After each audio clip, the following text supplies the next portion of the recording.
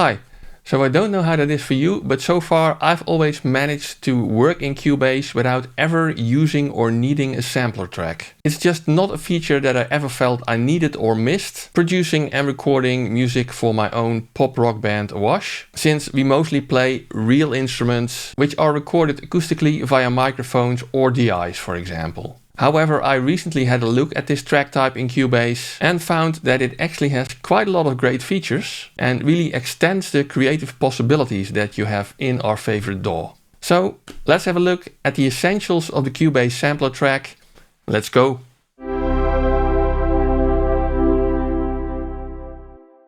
Now with the Cubase Sampler Track you can basically play back audio or part of an audio file as a sample chromatically and let the playback be triggered by MIDI notes. So if you're already somebody who thinks in samples and has a large collection of samples, you can put a single sample on a sampler track, process it, alter the sound of it for example, and then let the MIDI on that sampler track trigger the playback of that sample in different pitches depending on the pitch of the MIDI note, of course. Let's have a look. So this is an empty project and let's add a sampler track. Via the plus over here, sampler, add track. And you can immediately see that Cubase opens the lower zone of the project view and selects the so-called sampler control, which asks you to drop an audio sample or MIDI part in here. So let's have a look at the included loops and samples with Cubase. And let's select a soulful R&B vocal sample. I think this vocal hook, dry in D sharp minor, is a nice one that I used before. You did something that I want. Something that I... Yes, so let's drag it into the sampler control over here. And basically what you can do now is that you can play back this audio via a connected MIDI keyboard. However, to get it a bit more visible for you guys, I will use the on-screen keyboard here, which you can get by clicking Alt-K in Cubase. Now, if you look at the bottom here, there's also a keyboard displayed, and you can see that the D sharp 3 note has a little arrow in it. So basically Cubase detected that this is the root note of this audio. So if you want to play back this audio in the original pitch, we can click the D sharp key over here. However, you can see over here that it triggers this D sharp now. So I need to move up a bit with my keyboard and then I can trigger the sample in the original pitch by pushing the D sharp key over here.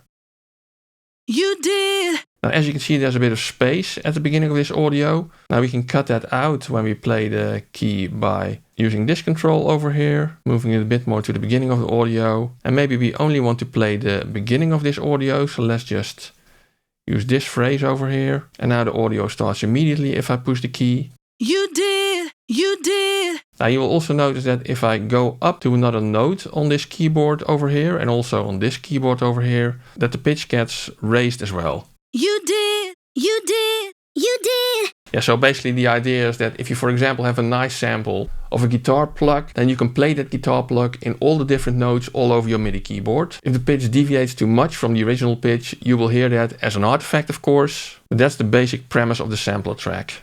Now I can also add another sample to a different sampler track. For example, let me choose this one here, dry C minor. Tell me, do you wanna take me for... And instead of first creating another sampler track, what you can also do is right click over here and then say create sampler track. And there we go. The track is now named after the sample that we put into it. And as you can see, depending on which sampler track I select, you can see the different sample audio in the sampler control below. Let's also change this a little bit, that we only do this part.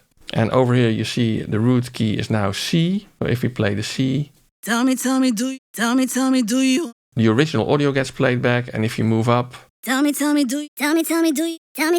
want it? you can hear that the pitch is increased and also the speed of the sample is increased in this case. Now another way to create a sampler track is from a MIDI part, and let me show you that with a MIDI drum groove, for example. Let's go to the AM signatures library over here, and yeah, why not? Let's listen to this beat over here. Let's drag that into our project window, and initially this does not have anything to do with the sampler track, because what you now get is a virtual instrument track with Groove Agent on there, and it has loaded all the samples of this groove. And if you play back the project, it will play back that groove that we just imported. Let's now create another sampler track by right clicking and saying add sampler track. Let's call this one drums. And again, it says we can now drop an audio sample or a MIDI part in here. So let's drop the MIDI part in here in this case. And you can now see that it has basically converted this MIDI part to audio in the sampler track, obviously based on the virtual instrument that was loaded on this track. So let's get rid of this virtual instrument track now and play back what's on the sampler track. Root key is C3. Well, in this case, there is not really any root information in this drum part, so it chooses C by default. And if we play this back with our MIDI keyboard, now there's two other ways to create a sampler track. Let's shortly touch on those. Well, if you just have some audio in your project, let's, for example, quickly record my voice here. Obviously that will be mono. This is just a recording of my voice.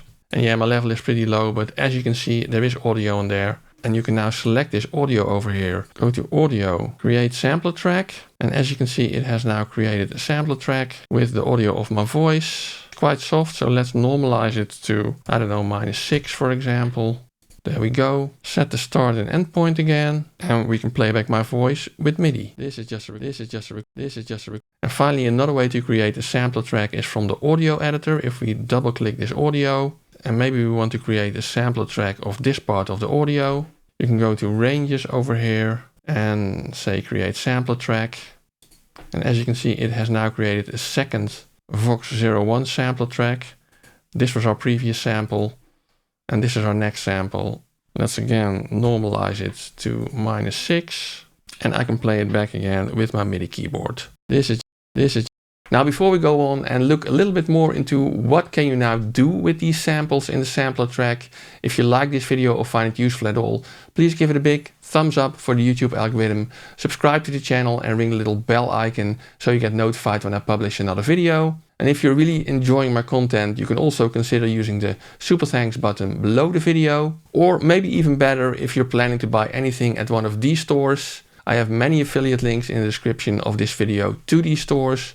And if you click one of those links before you make a purchase, I'll get a small commission of whatever you buy at that store without any additional cost to you, which is always highly appreciated. But let's get back to the sampler track, because you may be wondering, what can you now do with the samples that you have on that sampler track? Let's have a look. Now let's take that vocal sample as an example. Let's rename it actually. And just as a reminder, it sounds like this on the original pitch of D#3. You did.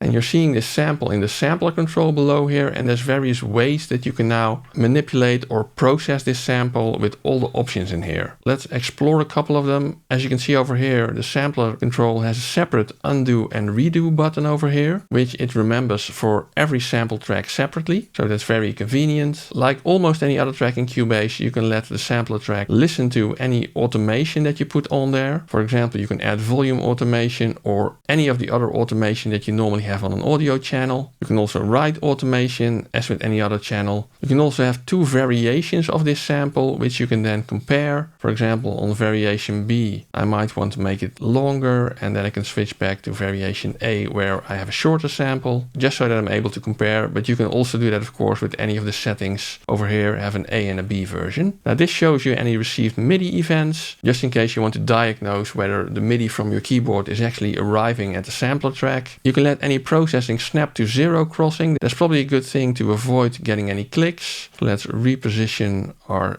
start and end indicators here, which are now positioned at 0 clicks. If you have a very long sample, you can decide whether this sampler control scrolls along with it. Obviously very similar to the scroll control which you have over here. Now there's track preset management over here in this toolbar as well. You can save track presets, load track presets. This shows you the name of the audio file, but you can also import a different audio file if you want to, just from your hard disk, and it will then replace the audio and sample which is currently in this sampler track. This is the initially detected tempo of this sample, the key that it detected, which you can also see over here. Let's zoom out a bit again. Now currently the pitch changes whenever I push another MIDI key here. You did. If you want to always leave that fixed, you can enable this button over here. You did.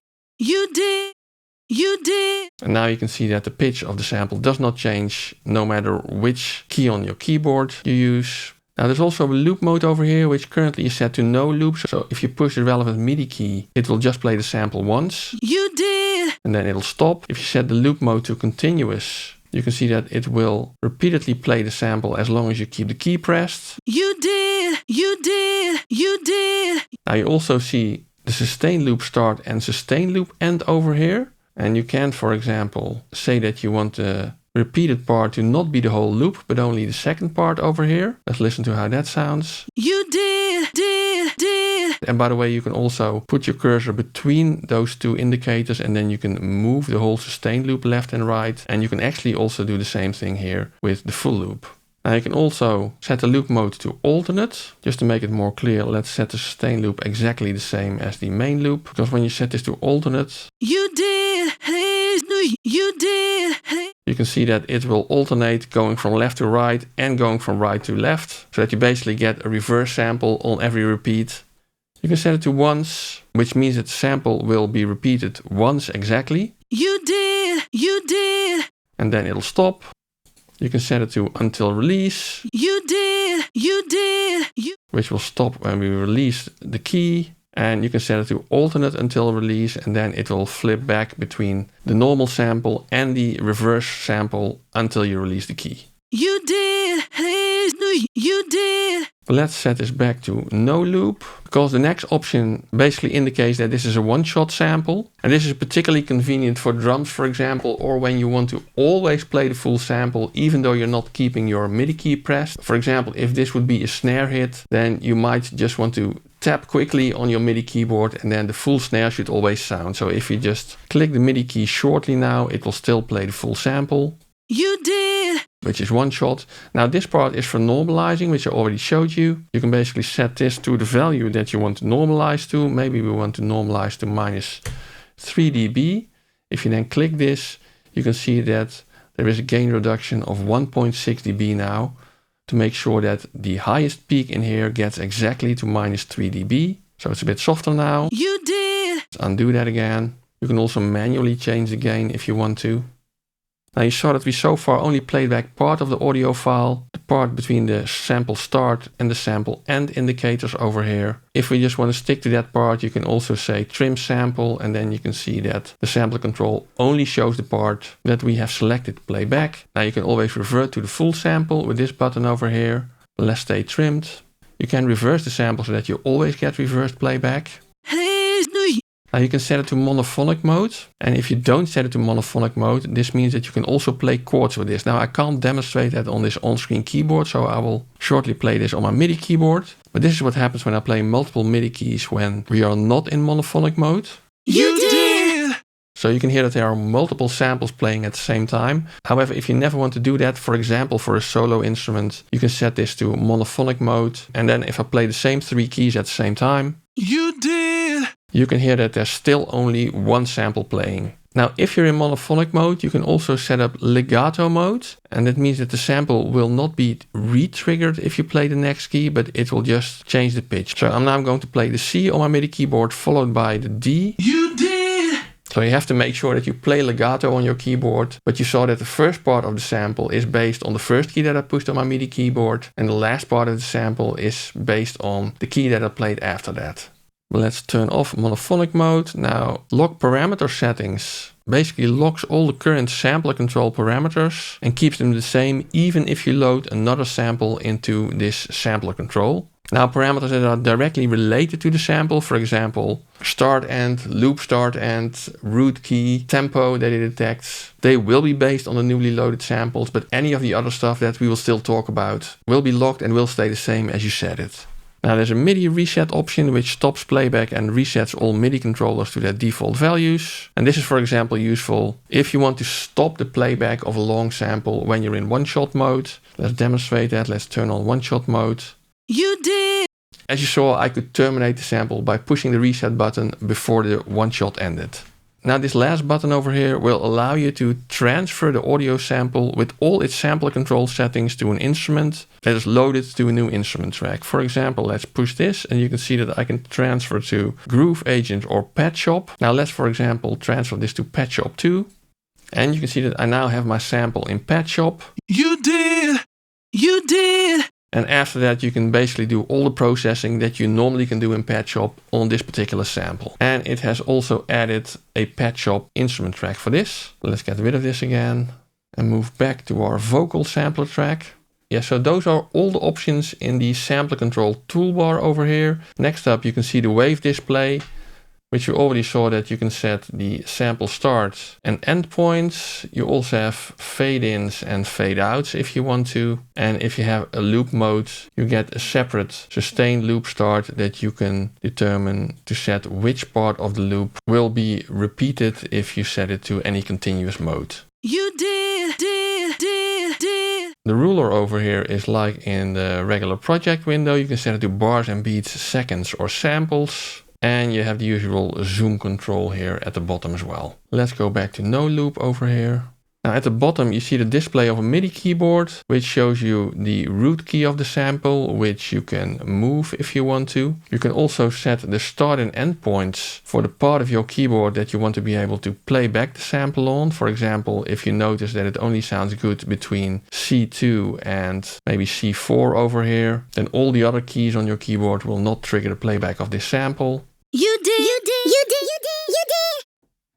And if you have a pitch bend wheel on your keyboard, then you can set over here how many semitones the pitch bend can be at maximum. For example, 2 semitones. Now finally, the most complicated section is the playback and sound parameters section over here. And I'm not going to go into all of the features of that section because that's more the subject of an advanced video. Let me know in the comments if you want to see that one. But let's at least tackle the basics of this section. Because as you noticed already over here, currently we're on the playback tab and you can basically set the quality of the pitch and time conversion that the sampler does. Currently it's set to standard and that sounds like you already heard. You did. But if you, for example, set it to extreme, You did. you can see that it sounds slightly better. You can also set it to vintage and then you can basically reduce the bit size of the sample, simulate how it was sampled from various turntables where all the sampling originally started with, of course, sampling it from records. For example, let's see what this sounds like. You did. You might be able to hear that it sounds much more grainy now. Let's set it back to standard, because you can also set the playback mode to audio warp, and that means that it will do time stretching and allows you to do formant shifting. So what you will notice now, if you play back this sample with the various keys, that it will play it back in a different pitch, but the timing will be the same, where previously the sample got played back a lot faster as well. Let's listen to that. You did. Right, if I disable audio warp, you will see that the sample will play back faster as well. You did. So you can avoid that with audio warp and you can set various qualities for that. For example, this one is specific for vocals. You did. And this is spectral high definition. You did. Now, based on which mode you select, you can also see that you get some other options here on the right. For example, let's set spectral HD. You can manually vary the speed of the sample playback. You did.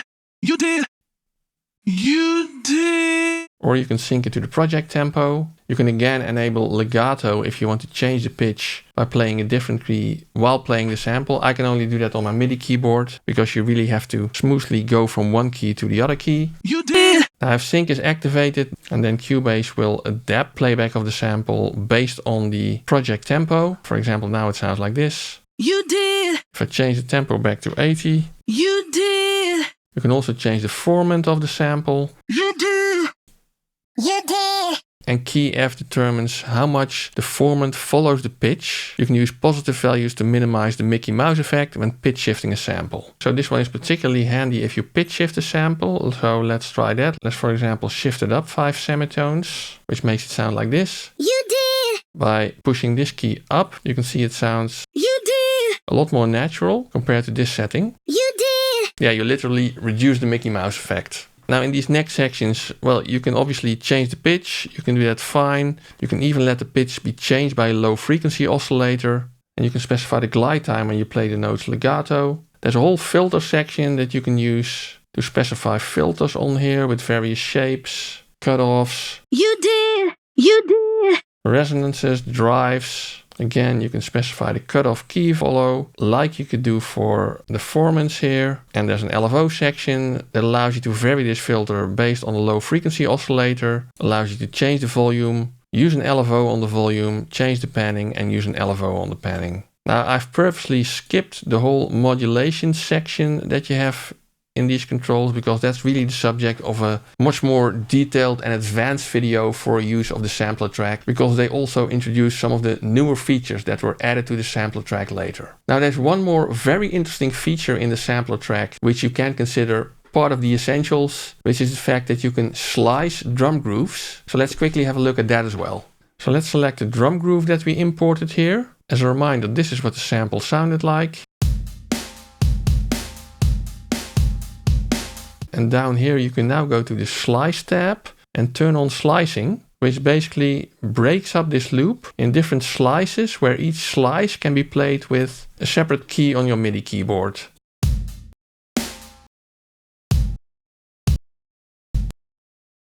You can also play them over here.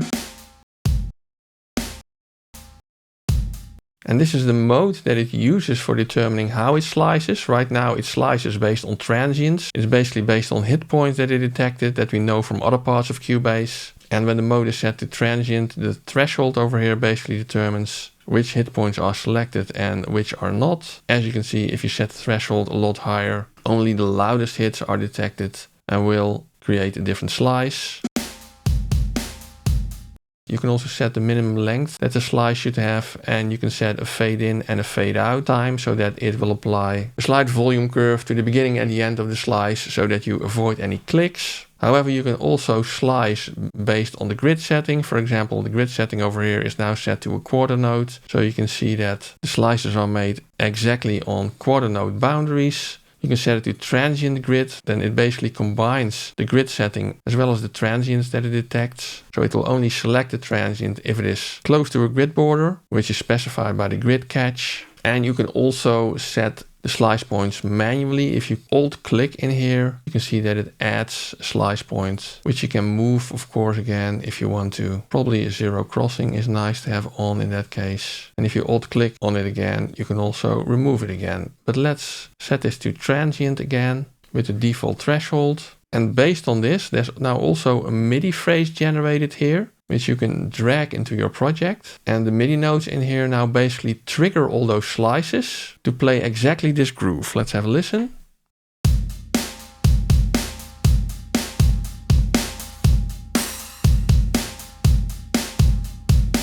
And this of course gives you the ability to now edit this MIDI part and completely change the order in which these slices are played back. For example, let's move some of them, which will probably mess up this beat entirely. Let's have a listen.